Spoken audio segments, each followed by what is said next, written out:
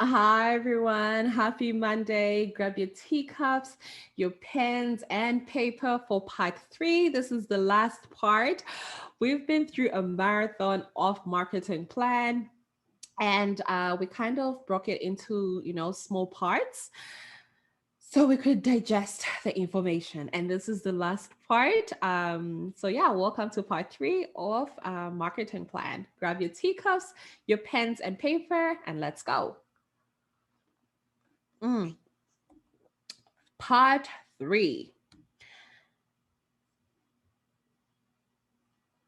See, okay.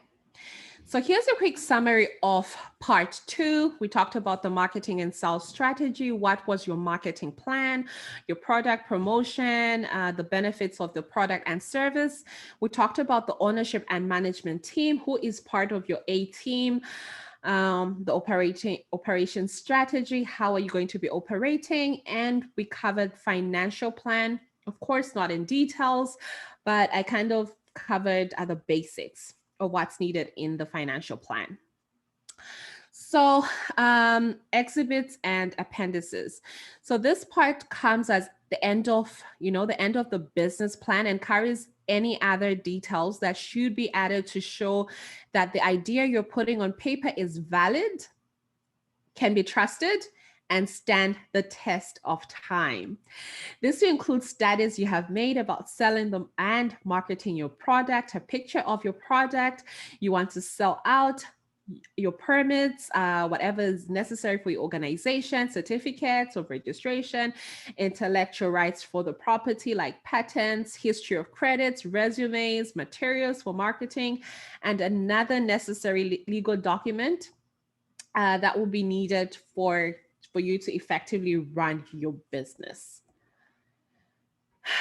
Organizing the business plan. So there is no fixed way on arranging the sections of your business plan. The sections can be arranged to suit the goal you want to achieve, but no matter how you want to make it, ensure to put the executive summary section first and the exhibits and appendices last.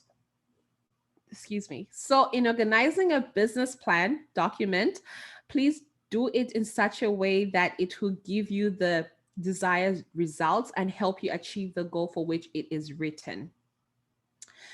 So here's an example of how you can arrange your business plan: executive summary, business industry overview, analysis of the market, analysis of your competition and competitors, sales and marketing plan, ownership and management plan, operation strategy, financial plan, and last but not the least, exhibits and appendices. How your business plan should look. You will not want to present your plan to investors and not make it formal and detailed enough. So in other words, you want to make sure that it is details if you are presenting it to investors. If you're writing your business plan just to keep track of the progress, here are some tips. You want to make sure at every point you're making it, you understand what you're writing. If you're trying to, if it's you know who you're writing it to. Are you writing it just for yourself or for investors? Is it who are you writing this business plan to? But if you are trying to, so you can, if I'm writing it for myself just to keep track, I can make it playful. But if it is for an investors to fund the business, I want to keep it formal. You do not have a second chance to create a first impression. The first impression counts. So I want, you give the best shot. Your investors should read your plan and get impressed with the contents clearly delivered and professionally arranged. Importance of business plan. As I mentioned before, that some people do not see the need to write a business plan for their startup businesses, but it is essential, especially when they remember some people feel intimidated when they think of companies like Apple, Microsoft, Amazon. and a host of other, and a whole lot of other countries, not countries, companies that didn't start out. If, for example, a company that didn't start out with a business plan, I might not see the need for a business plan. However, there are big shots in other industries that have started with a business plan. It has been well proven by research that for businesses that do not require loans for startup or equity investment, a business plan may not be needed as it does not show whether a business will be successful or not. It is not just enough to have a business idea. You must find out if the business idea is viable, and that is what's creating a business plan will help you. A business plan will help you know if you should continue with the business or not. It did kind of, it gave me a clearer view of whether I should keep a pause on it, on the immigration business, or continue. As you draft the plan, it will show you the profit making potentials of your business, as there is really no reason venturing into a business that will not yield profits. We're in business to make profits. So this detail alone will either tell you to go ahead with the plan or not. It will show you loopholes in your ideas, and you will have a better grip on all that your business entails. In many cases, people that want to start businesses do not have the money to start it. So if you are in this case, you must have a business plan that will attract investors. The business plan will show you, the investors, how profitable the business is on paper. So that's the importance. With a business plan, the section for marketing analysis will provide your investors with details regarding the demand rate for your product in the market. For the plan, you will know if the demand is high or low. If it is high, then the business will make profits. But if it isn't, the business idea should be scrapped or changed.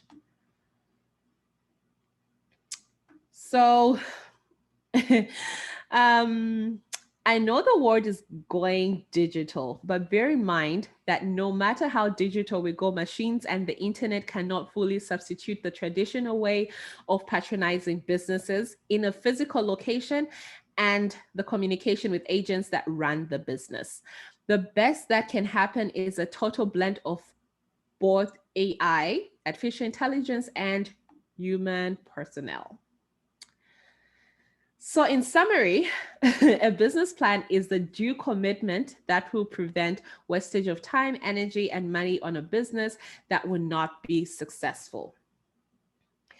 A business plan is a business plan is a business on paper. It is a real business, y'all. So don't think it's a waste of time and energy. It's a real business on paper as well. It is like someone wanting to build and then meet an architecture to draw the plan of your house. Imagine what building a house without a drawing plan looks like. Terrible. Mistake number one, you just can't build. You need a house plan, right? So it's the same thing with a business plan.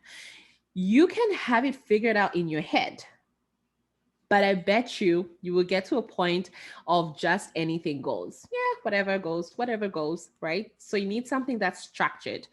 There are chances that you will eventually come up with just a building, but it won't be compared with that of people who really built with a plan.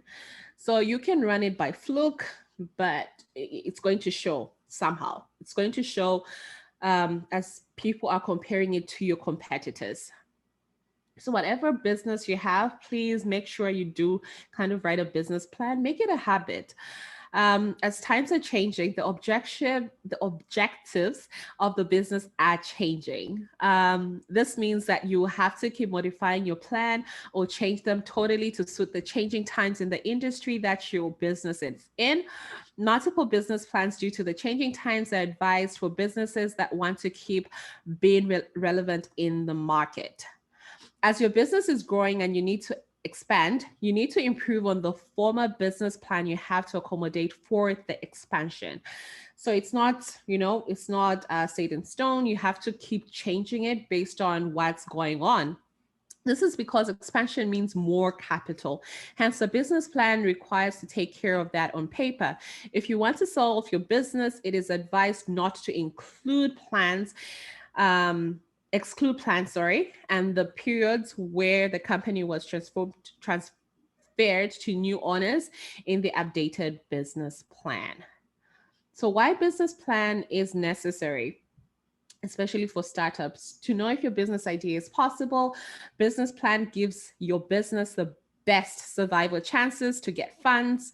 Business plans must, the planning of a business to be manageable and effective to attract investors.